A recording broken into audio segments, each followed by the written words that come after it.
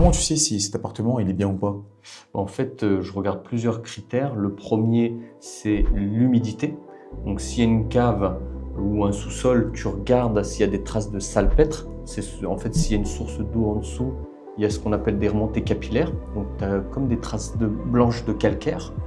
Et en plus de ça, j'ai un appareil qui capte l'humidité. Il y a deux tiges. Je mets dedans, s'il monte en flèche, c'est qu'il y a de l'humidité. Ça se traite. On perce le mur à 2/3 et on injecte un produit qui s'appelle du polysiloxane. Ça fait barrière contre l'humidité. Ensuite, je monte dans les combles et je regarde le type de charpente. Si elle est claire, c'est que c'est du résineux, donc du sapin. Donc, ça a plus tendance à être attaqué par les capricornes. C'est des petits insectes qui pondent des œufs dans les charpentes et ensuite les œufs se nourrissent du bois. Ils se transforment, après ils deviennent des capricornes, donc des insectes volants. Et donc si c'est du sapin, c'est risqué. Donc je tapote avec ce qu'on appelle un poinçon, c'est un petit tournevis fin.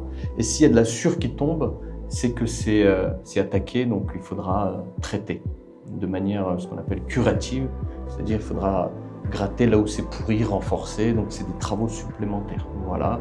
Le plus important est bien entendu la toiture, le type de tuile. Si c'est de l'ardoise, ça dure plus longtemps. Si c'est de la tuile béton, ça dure moins longtemps, c'est plus poreux, ça capte plus l'humidité, est-ce que c'est traité ou pas.